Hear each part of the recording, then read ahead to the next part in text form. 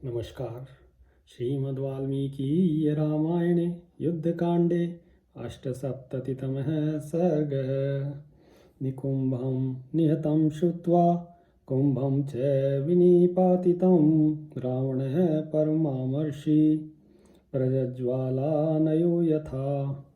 निकुंभ और कुंभ को मारा गया सुनकर रावण को बड़ा क्रोध हुआ। वह आग के समान जल उठा। नैरितः क्रोध शोकाभ्यां द्वाभ्यां तु परिमूर्छितः खरपुत्रं विशालाक्षं मकराक्षं अचोदतः। रावण ने क्रोध और शोक दोनों से व्याकुल हो विशाल नेत्रों वाले खरपुत्र मकराक्ष से कहा, गच्छ पुत्र मया आज्ञप्तो बलेनाभिसमन्वितः राघवं लक्ष्मणं चैव जहितो सवनौकसो। बेटा, मेरी आज्ञा से विशाल सेना के साथ जाओ और वानरों सहित उन दोनों भाई राम तथा लक्ष्मण को मार डालो। रावणस्य वचः श्रुत्वा शूरमानी खरात्मजः बाणमित्यब्रवीद्दृष्टो मकराक्षो निशाचरं सोऽभिवाद्य दशग्रीवं कृत्वा चापि प्रदक्षिणं निर्जगां गृहात् शुभ्रात् रावणस्याज्ञया बली। रावण की यह बात सुनकर अपने को शूरवीर मानने वाले खरपुत्र मकराक्ष ने हर्षपूर्वक कहा, बहुत अच्छा। फिर उस बलीवीर ने निशाचर राज रावण को प्रणाम करके उसकी परिक्रमा की और उसकी आज्ञा लेकर वह उज्ज्वल राजभवन से बाहर निकला। समीपस्थं बलाध्यक्षं खरपुत्रो अब्रवीद्वचः रथमानीयतां तूर्णं सैन्यं त्वानीयतां त्वरात्। पास ही सेनाध्यक्ष खड़ा था। खर के पुत्र ने उससे कहा, सेनापति शीघ्र रथ ले आओ और तुरंत ही सेना को भी बुलवाओ। तस्य तद्वचनं श्रुत्वा बलाध्यक्षो निशाचरः स्यन्दनं च बलं चैव समीपं प्रत्यपादयत्। मकराक्ष की यह बात सुनकर निशाचर सेनापति ने रथ और सेना उसके पास लाकर खड़ी कर दी। प्रदक्षिणं रथं कृत्वा समारूह्य निशाचरः सूतं संचोदयामास शीघ्रं वै रथमावह। तब मकराक्ष ने रथ की प्रदक्षिणा की और उस पर आरूढ़ होकर सारथी को आदेश दिया, रथ को शीघ्रतापूर्वक ले चलो। अथ तान् राक्षसान् सर्वान् मकराक्षो अब्रवीदितं यूयं सर्वैः प्रयुध्यध्वं पुरस्तान् मम राक्षसः। इसके बाद मकराक्ष ने समस्त राक्षसों से कहा, निशाचरों, तुम लोग मेरे आगे रहकर युद्ध करो।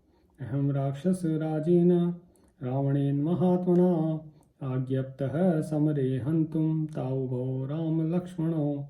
मुझे महामना राक्षस राज रावण ने समर भूमि में राम और लक्ष्मण दोनों भाइयों को मारने की आज्ञा दी है। अद्य रामं वदिष्यामि लक्ष्मणं च निशाचरः शाखामृगं च सुग्रीवं वानरांश्च शरोत्तमः। राक्षसों, आज मैं राम लक्ष्मण वानरराज सुग्रीव तथा दूसरे वानरों का अपने उत्तम बाणों द्वारा वध करूँगा। अद्य शूल निपातश्च वानराणां महाचमूं प्रदहिष्यामि संप्राप्तां शुष्केन्धनामि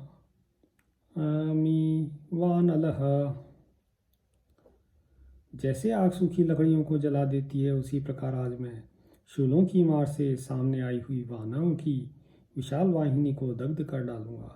मकराक्षस्य तच्छ्रुत्वा वचनं ते निशाचरः सर्वे नानायुधोपेता बलवन्तः समावितः। मकराक्ष का यह वचन सुनकर नाना प्रकार के अस्त्र शस्त्रों से संपन्न वे समस्त बलवान निशाचर युद्ध के लिए सावधान हो गए।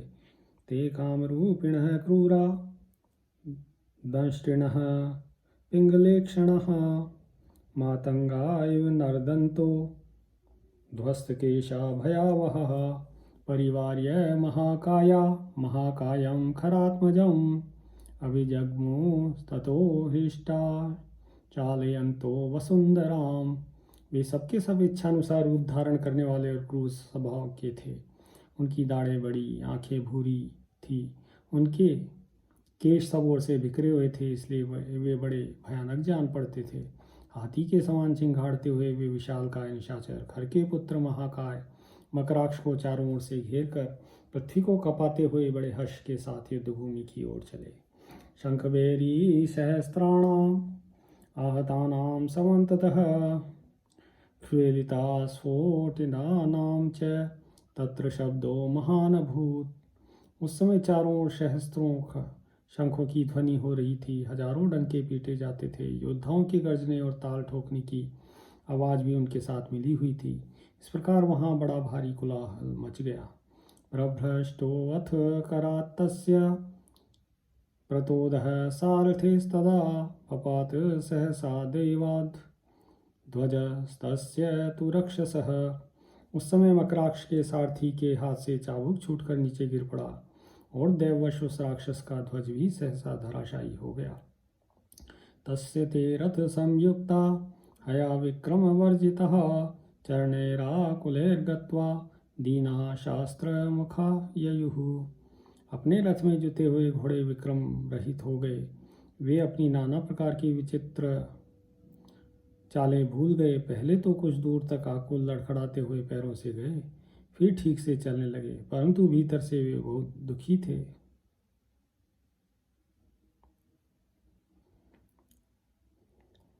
उनके मुख पर आंसुओं की धारा बह रही थी।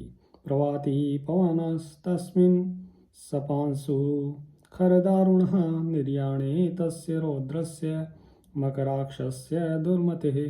दुष्ट बुद्धि वाले उस भयंकर राक्षस मकराक्ष की यात्रा के समय धूल से भरी हुई दारुण एवं प्रचंड वायु चलने लगी थी।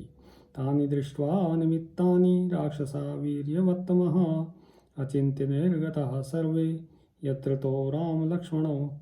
उन सब अपशकुनों को देखकर भी वे बलशाली राक्षस उनकी परवाह न करके सबके सब उस स्थान पर गए जहाँ श्री राम और लक्ष्मण विद्यमान थे।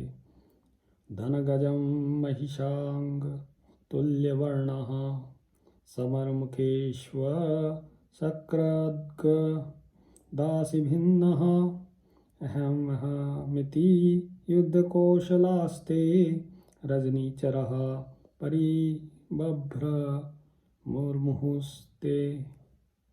उन राक्षसों की अंग कांति मेघ, हाथी और भैंसों के समान थी।